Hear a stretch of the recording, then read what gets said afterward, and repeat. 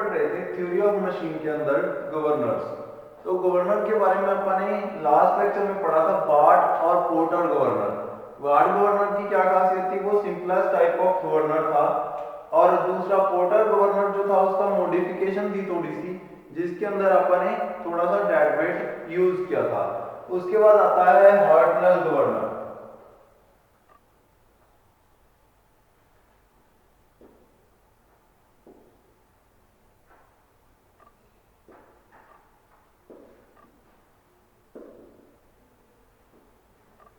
ये क्या होता है, ये स्प्रिंग लोडेड होता है।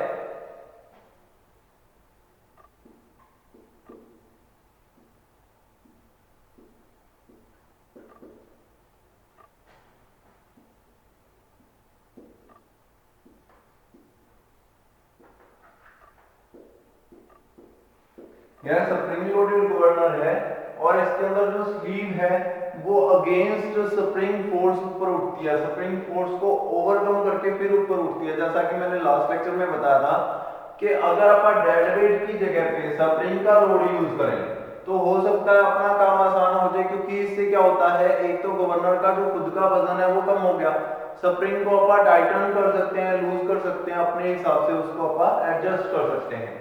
तो ये सारी जो कमियां पहले वाले गवर्नर्स के अंदर थी वो अपन ने ओवरकम कर ली हैं। तो यहाँ पे अपन ने बना लिया है एक जो आपका गवर्नर है जिसके अंदर आपका स्प्रिंग लोडेड है।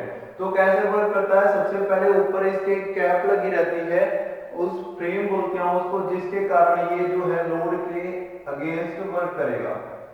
तो यहाँ पे मैं एक फ्रेम बना लेता हूं इसका।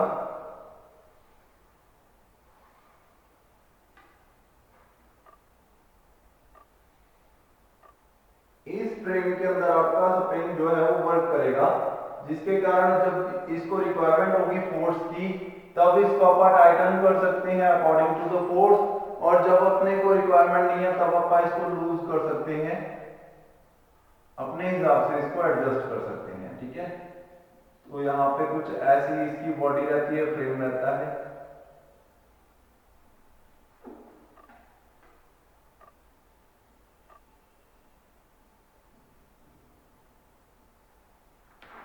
यहाँ पे ऊपर ये थोड़ा सा बाहर निकला हुआ होता है, जिसके कारण ऊपर से आप इसको टाइट और लूज कर सकते हैं। यहाँ पे लगाते हैं आप एक नट,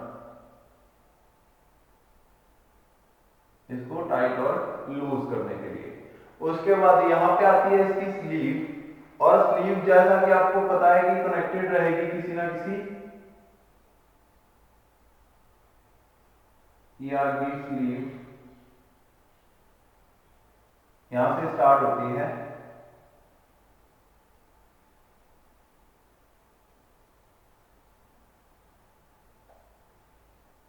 इसको रफ कर देता हूं मैं।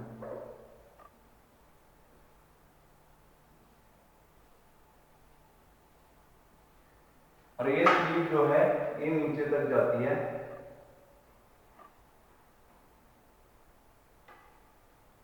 According to the requirement sleeve जो है थोड़ी सी इसकी बड़ी होती है, और आप इसको नीचे से ट्रिम कर देते हैं। ऐसा होता है आपका गवर्नर ये वाला। ठीक है, अब इसके अंदर क्या है, एक तो मैंने आपको बताया था कि इसकी खासियत है, इसके अंदर यूज किए गए हैं वेल क्रैंक लीवर, जिसके कारण जो थोड़ी सी फोर्स है सेंट्रीफ्यूगल फोर्स उसको बहुत ज्यादा लार्ज एरिया के ऊपर और बहुत ज्यादा इंक्रीज्ड फोर्स के अंदर कन्वर्ट किया जा सकता है। यहाँ पे ये होता है स्प्रिंग लोडेड। सबसे पहले तो बॉल्स जो लगी रहती है वो कैसे, मैंने आपको बताया था बेल क्रैंक लीवर होता है, यहां से ऐसे ऊपर की ओर जो है बेल क्रैंक लीवर यहाँ पे बना रहता है, जिसके ऊपर ये फोर्सेस जो है वर्क करती हैं।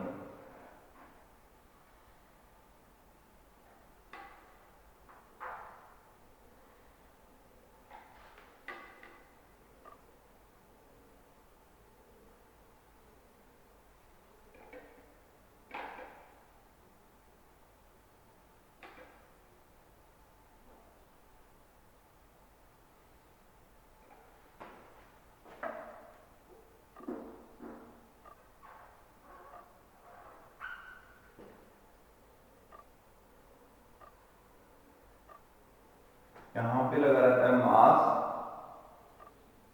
m, और ऐसे ही इस तरफ भी होता है।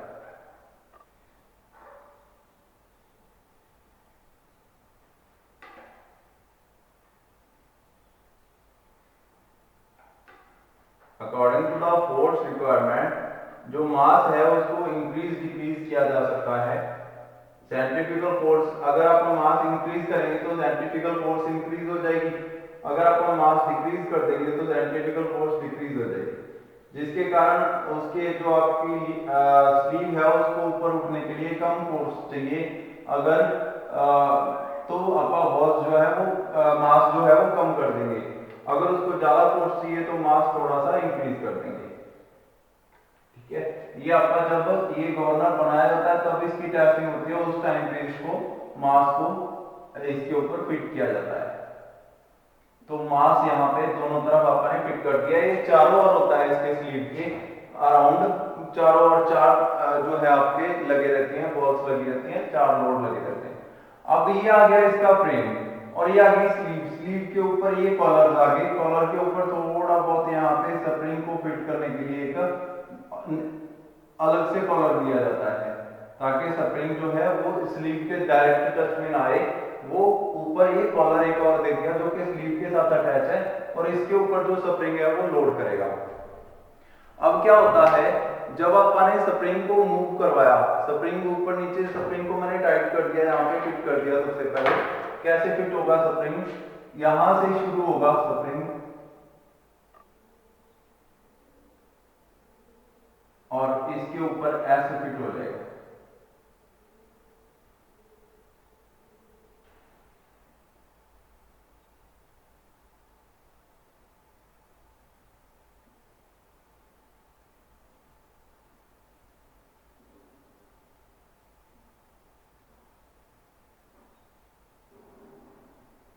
ये जो डायग्राम बना रहे हैं ये पेपर के अंदर बना के आने, ये बहुत ज्यादा इंपॉर्टेंट है। पेपर के अंदर अगर आपने डायग्राम बना दिया तो आधा क्वेश्चन आपका उसको देख के ही सॉल्व हो जाएगा, उसकी वर्किंग आपकी आधे से ज्यादा वर्किंग उसकी उसको डायग्राम को देखने से ही सॉल्व हो जाएगी। तो डायग्राम बनाने बहुत ज्यादा इंपॉर्टेंट है पेपर के अंदर, तो इसको बना के देख लेना एक एक बार। जब आप डायग्राम बनाओगे उससे आपको इसकी वर्किंग और सारी चीजें क्लियर हो जाएगी, आपके सारे डाउट्स क्लियर हो जाएंगे। ठीक है, अगर फिर भी कोई डाउट रहता है तो आप कभी भी कांटेक्ट कर सकते हैं।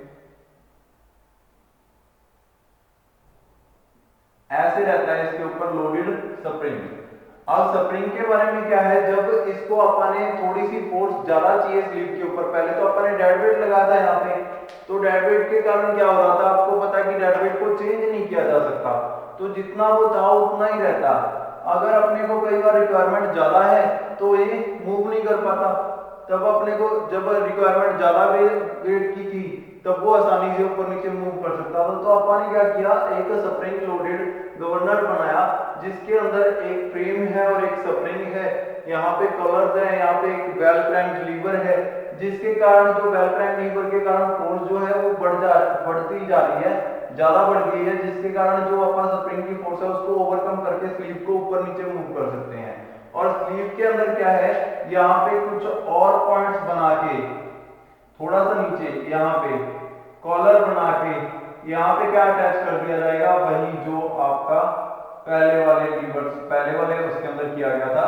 यहाँ पे क्या हो जाएगा, आपका एक वॉल्व का लीवर जो है वो अटैच हो जाएगा यहाँ पे, जिसके कारण जो है आपका कनेक्शन जो है सप्लाई का फ्लूइड का वो कम या ज्यादा किया जा सकता है। तो नीचे ऐसा कुछ और पार्ट भी होता है इसके अंदर, कि ये बनाना रहेगा, ये आप बना लेना इसके नीचे। अब इस सारे पार्ट्स को मिला के फिर जाके ये स्लीव जो है प्रॉपर वर्क करेगी। जब ये ऊपर जाएगी तो लीवर जो है आगे चल के फ्यूल की सप्लाई का कनेक्शन को बंद कर देगा, जब ये नीचे आएगी तो फ्यूल की सप्लाई को इंक्रीज कर देगा। वॉल्व जो है अब पिवटेड है इस पॉइंट के अबाउट, ये पॉइंट जो है ये फिक्स है, लेकिन ये वॉल्व जो है इसके अराउंड ऐसे मूव करेगी तो ये लीवर ऊपर उठ जाएगा इधर से। ठीक है, ये आपका वेल क्रैंक लीवर।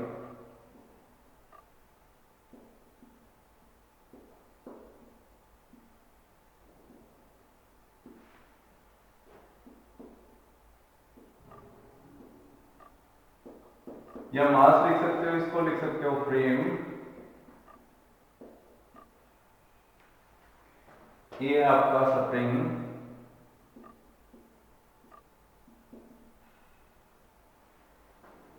ये आ गया आपका स्लीव, और ये आगे callers.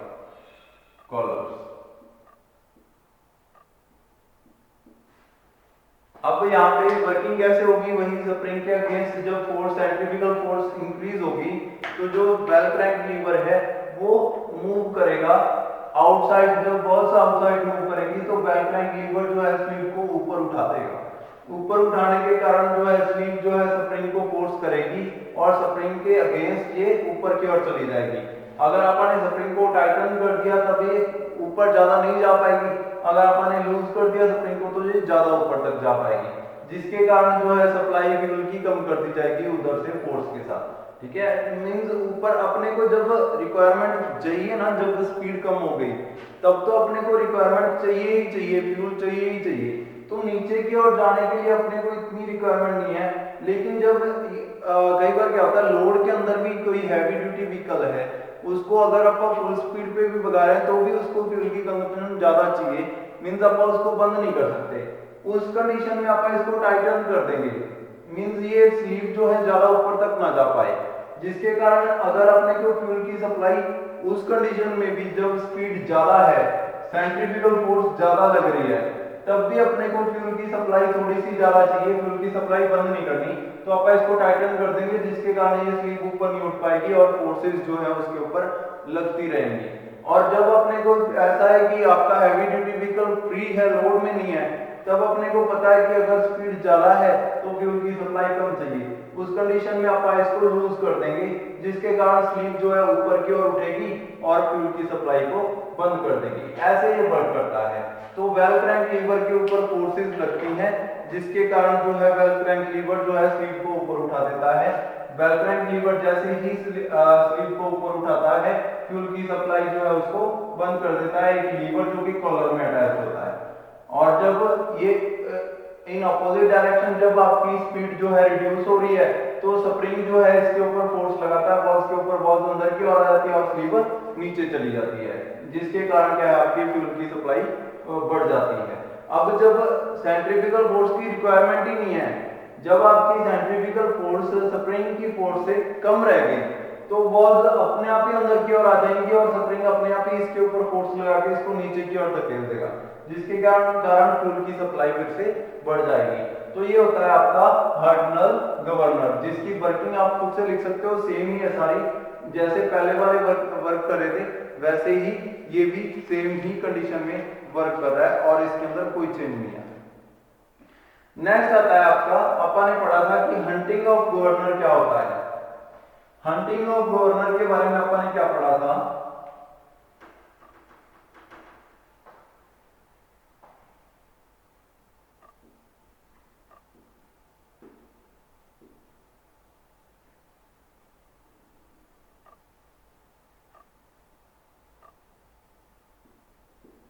Hunting of governor, hunting means ऊपर नीचे मूव करना, the speed of governor above and below the mean speed, जब जो स्पीड है when speed of governor rotate कर रही है वो, ठीक है, फ्लक्चुएट कर रही है,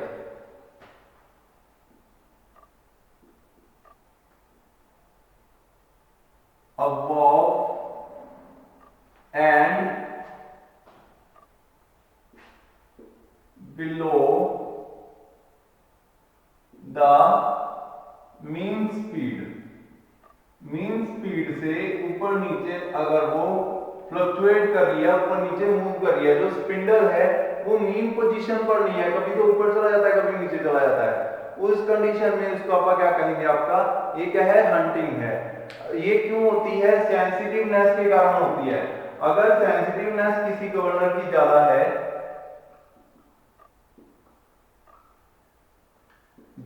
अगर, ठीक है, तो आपका गवर्नर जो है वो हंटिंग करेगा। अगर सेंसिटिवनेस बहुत ज्यादा कम है तो वो वर्क ही नहीं कर पाएगा। सेंसिटिवनेस अपने को चाहिए लेकिन ज्यादा नहीं चाहिए, ये मैंने पहले भी बताया था। अगर सेंसिटिवनेस है किसी गवर्नर के अंदर तभी वो ऊपर नीचे मूव कर सकता है, लेकिन बहुत ज्यादा सेंसिटिव होने के कारण वो बहुत ज्यादा ऊपर नीचे मूव कर रहा है, जिसके कारण फ्लक्चुएशन हो रही है, वो ऊपर नीचे जो है मूव कर रहा है। तो स्लीव जो है कभी तो ऊपर मूव कर रही है सेंटर पॉइंट से, मान लो ये वाला सेंटर पॉइंट है, कभी तो स्लीव ऊपर मूव कर रही है, कभी नीचे मूव कर रही है। क्वेश्चन आपका 4 नंबर में भी आ सकता है हंटिंग ऑफ गवर्नर। उस कंडीशन में आपने सिर्फ डेफिनेशन नहीं लिखनी है, आपने पूरा वर्क लिखना है कि ये होता क्यों है, cause why, cause due to sensitiveness of governor when जो स्लीव है वो अपने मीन पॉइंट से अबव एंड बिलो फ्लक्चुएट करती रहती है, जिसके कारण जो है आपकी फ्यूल की सप्लाई कम या ज्यादा होती रहती है। ठीक है, तो ये होता है आपका किसके कारण, जो सेंसिटिवनेस है ऑफ गवर्नर के कारण।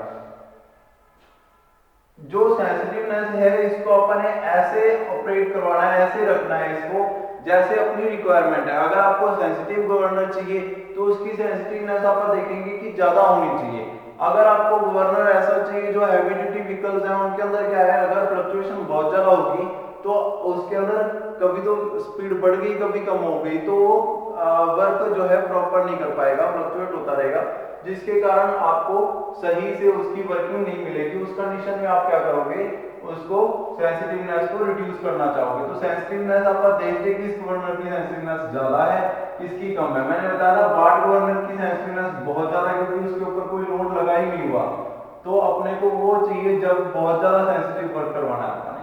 ऐसे अपना गवर्नर को डिसाइड करेंगे कि कौन सा हंटिंग जो है क्या मींस सेंटर पॉइंट से स्लीव का ऊपर नीचे फ्लक्चुएट होते रहना, स्पीड ऑफ गवर्नर का कम ज्यादा होते रहना। ठीक है, उसको बोलते हैं हंटिंग। नेक्स्ट आता है आइसोक्रोनिज्म। आइसोक्रोनिज्म ये भी अपन ने कर लिया था लेकिन फिर से पढ़ लेते हैं। आइसोक्रोनिज्म क्या होता है, a governor with zero range of speed, zero range of speed, a governor with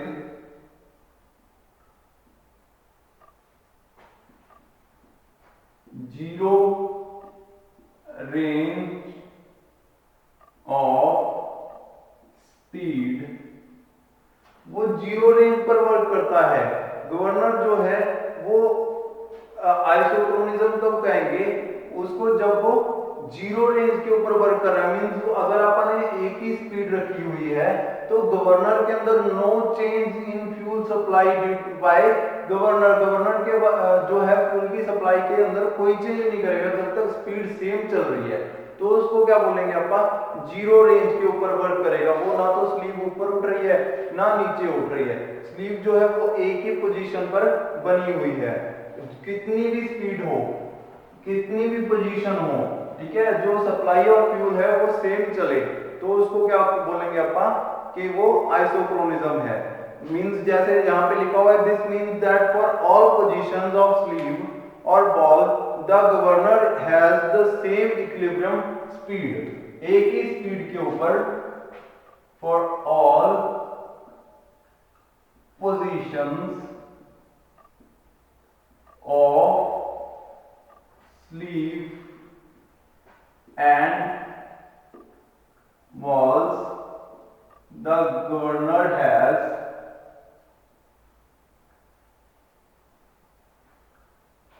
same equilibrium speed।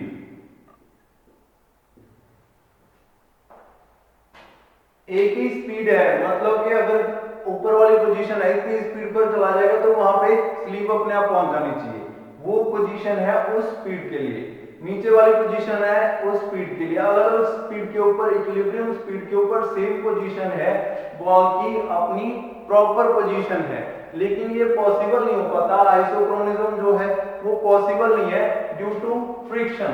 तो फ्रिक्शन के कारण ये चीज आपकी पॉसिबल नहीं है, लेकिन ऐसा हो सकता है कि अगर आपका मान लो कि 50 की स्पीड पे, अगर आपका जो हैवी ड्यूटी व्हीकल है वो 50 की स्पीड पर चल रहा है तो अपने को फ्यूल की सप्लाई कम चाहिए, तो स्लीव की पोजीशन यहाँ पे होनी चाहिए। मैं इसको फिक्स कर दूं, यहाँ से ऊपर नीचे नहीं होना चाहिए, तो स्लीव हमेशा 50 की स्पीड पर इसी पॉइंट पर आकर रुके, इसी पॉइंट पर कंटिन्यू चलती रहे, ना तो ऊपर नीचे मूव करे।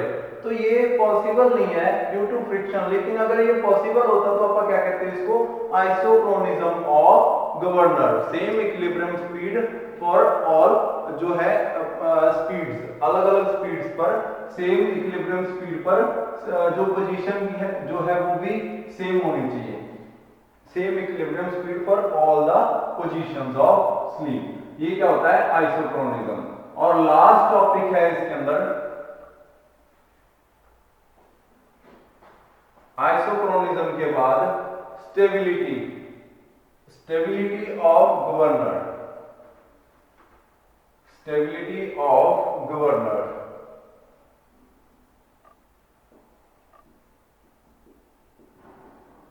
कितना ज्यादा स्टेबल है, मींस थोड़ी सी स्पीड इंक्रीज हुई और वो हंटिंग करनी स्टार्ट कर दी उसने। ऐसा नहीं, अगर अपने को रिक्वायरमेंट चाहिए कि वो एक ही पोजीशन पर स्टेबल रहे, ज्यादा अप डाउन मूव ना करे, तो उस कंडीशन में आप क्या कहेंगे उसको, स्टेबिलिटी ऑफ गवर्नर। जैसा कि लिखा हुआ है, इसको स्टेबल कब कहेंगे, if it brings the speed of the engine to the required value and there is not much hunting.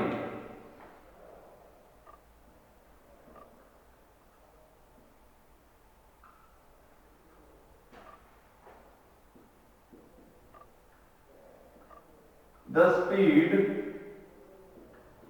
to the required value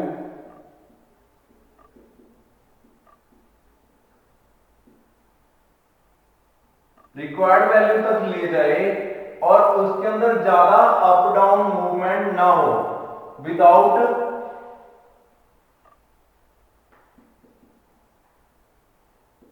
much hunting, ज्यादा हंटिंग ना हो, ठीक है, उसको क्या बोलेंगे अपन कि वो क्या है, स्टेबल, गवर्नर स्टेबल है। इट मींस ध्यान दो कि गवर्नर ने जो है अपनी स्पीड, मान लो जो आपका हैवी ड्यूटी व्हीकल है उसकी स्पीड इंक्रीज हो गई, स्पीड इंक्रीज हो गई, अब उसको स्पीड को क्या करना है, उसने फ्यूल की कोई सप्लाई को कम करके स्पीड को फ्लक्चुएट होने से रोकना है, तो उसने फ्लक्चुएट होने से रोक दिया। लेकिन उसके अंदर ऐसा भी नहीं होना चाहिए कि हंटिंग हो रही है, स्लीव ऊपर नीचे मूव कर रही है बार बार, तो उसको अपन स्टेबल नहीं कहेंगे। स्टेबल किसको कहेंगे कि विदाउट मच हंटिंग, एक ही बार उसने ऊपर जाके और आपकी स्पीड को क्या कर दिया, रिड्यूस कर दिया, उसको क्या कहेंगे, स्टेबल गवर्नर बोलेंगे, स्टेबिलिटी ऑफ गवर्नर बोलेंगे। नेक्स्ट आता है लास्ट टॉपिक आपका, ये तो आपकी डेफिनेशन होगी कि अगर वो स्टेबल है पूरा, ठीक है, तब आप उसको बोलते हैं स्टेबिलिटी। नेक्स्ट आता है sensitiveness of governor.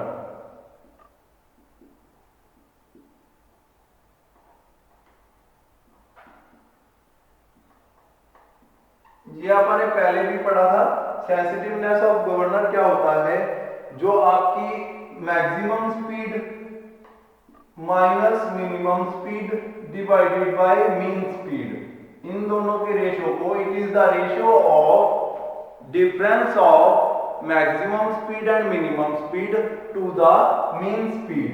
It is the ratio of maximum speed, sorry, it is the ratio of difference of maximum speed and minimum speed to the mean speed, mean speed के साथ उसकी ratio लिख देता हूं मैं यहां पे।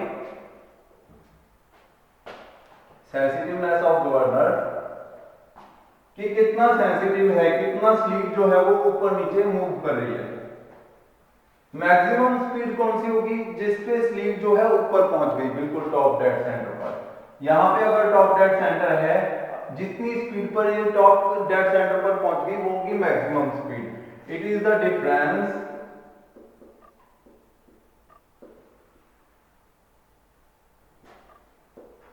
it is the ratio, sorry, it is the ratio of difference of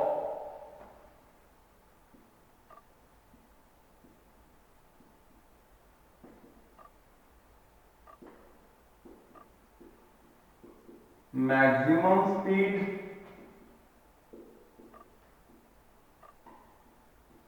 and minimum speed